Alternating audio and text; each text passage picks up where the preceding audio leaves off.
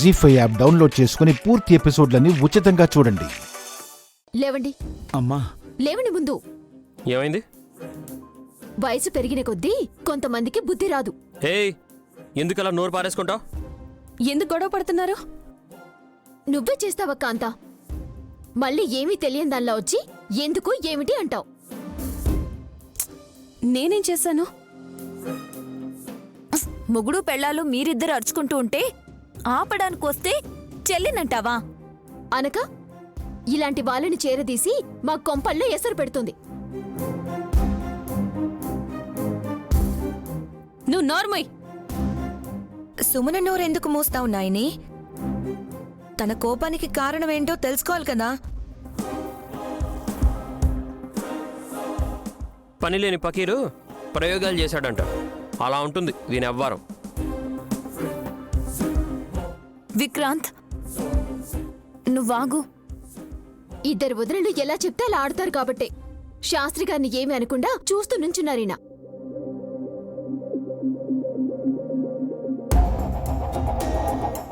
పాపం పెద్ద ఎందుకనాలే? గాన విని బెడ్రూంలోకి తీసుకొచ్చి పడుకోబెడదామనుకుంటే ఈ మహానుభావుడు మంచం మీద దర్జాగా కూర్చున్నాడు.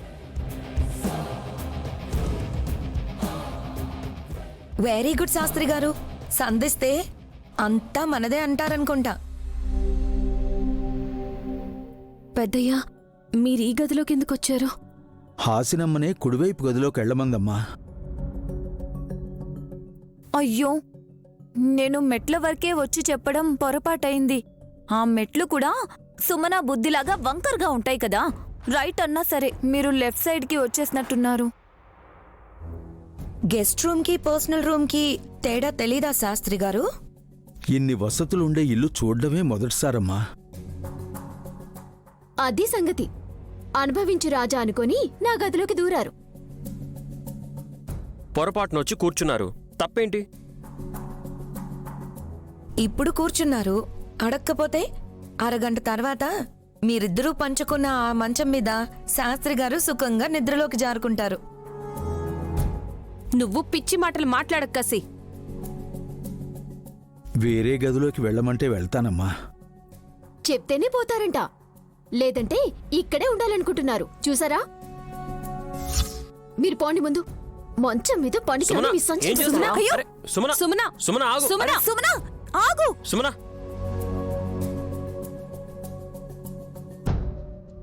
సుమన,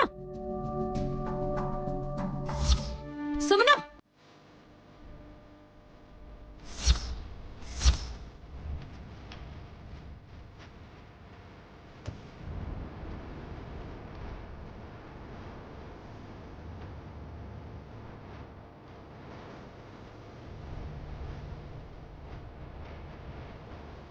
సంసారం చేసుకునే ఆడదానివి కొంచెం సంస్కారం కూడా నేర్చుకుంటే బాగుంటుంది. నాకు చెప్పడం కాదక్కా, వయసు మీద పడ్డా శాస్త్రి గారు లాంటి వాళ్ళకు కూడా చెప్పాలి. అమ్మా, అక్కా చెల్లెళ్ళు గొడవ పడకండమ్మా. నేను వరండాలోనైనా ఉండగలను. శాస్త్రి గారు, అలవాటే ఇలాంటి వాళ్ళకి. నువ్వు కూడా వెళ్తావా కాపలా కాయడానికి? రేయ్, బుక్కల కుక్కమ్మలాగా మధ్యలోకొస్తే తోక తెంచేసుకుంటావు చెప్తున్నా. శాస్త్రి గారు క్షమించండి. మా ఆవిడికి బదులుగా నేను... నాదే పొరపాటు బాబు. పెద్దయ్యా రండి, అతిథి గది నేను చూపిస్తాను. స్నానం చేసి హాల్లోకి వస్తే అందరం లక్ష్మీదేవి పూజ చేద్దాం. అలాగేనమ్మా.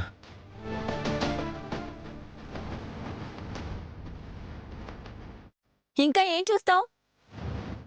మా ఆయన ఏ గడ్డి పీకుతున్నాడో చూసి పూజకు పిలుచుకొని రా.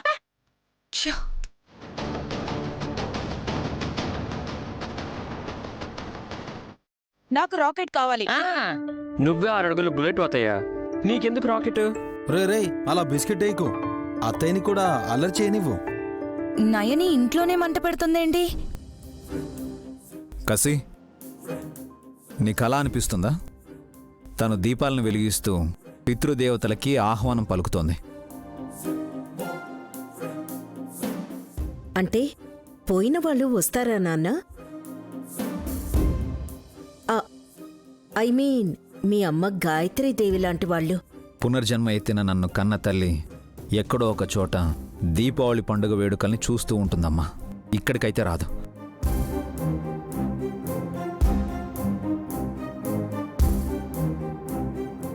మన పూర్వీకులే పితృదేవతలు.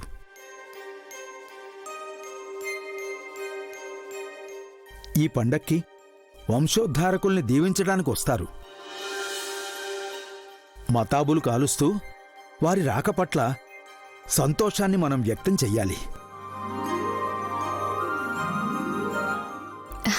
అవును పెద్దయ్య, తారాజువ్వల్ని కాలుస్తూ వారికి ఆకాశ మార్గం స్పష్టంగా కనిపించేలా చేయడమే ఈ పండగ పరమార్థం.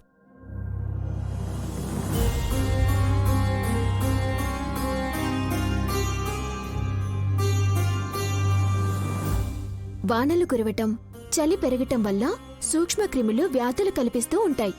టపాకాయల పొగ వల్ల అవి నశించిపోతాయని మా తాతయ్య చెప్పేవారు. ఇన్నాళ్ళకి గాని పుట్టింటి వాళ్ళు గుర్తుకు రాలేదు. రివాల్వర్ ఉందా? ఎందుకమ్మా? జోక్ చేశాను. జోక్ చేసావా? అలాంటి జోకులేకే కసి. అసలే మా ఆయనకుండే గుండె పావురం గుడ్డంత సైజు కూడా ఉంటుందో లేదో డౌటు.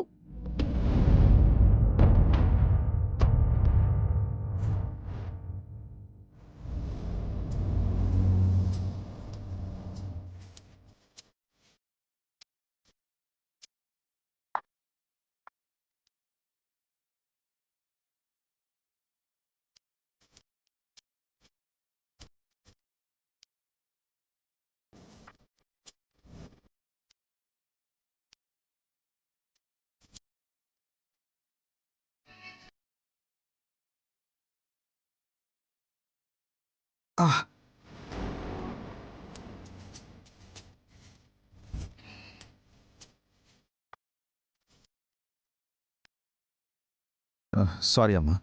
ఇట్స్ ఓకే నాన్న. శాస్త్రి గారు మీకేం కావాలో తీసుకోండి. అలా అనేసుకుని సైడ్ అయిపోతారా బాబుగారు? ఇంకోసారి తల ఢీ కొట్టాల్సిందే. అమ్మ కదా నైని. అమ్మైనా సరే బొమ్మైనా సరే రెండోసారి తల తాకించిపోతే అరిష్టం అంటారు. అమ్మా, చిన్నగా తగిలేలా చేస్తాను.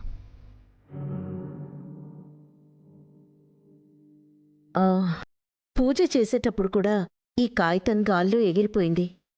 అప్పట్నుండి ఇంట్లోనే తిరుగుతోంది. ఏంటిది? తెలీదమ్మా.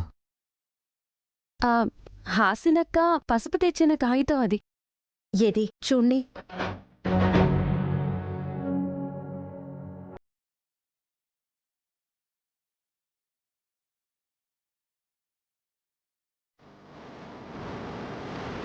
తిప్పి తిప్పి దీపావళి మళ్ళీ వచ్చే నాగుల చవితి. హ్యాపీ దివాలి.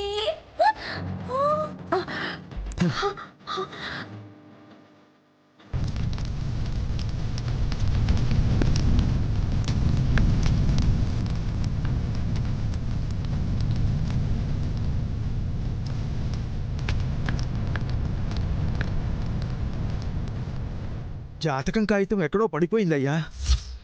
చంపేశారు కదయ్యా శాస్త్రి గారు.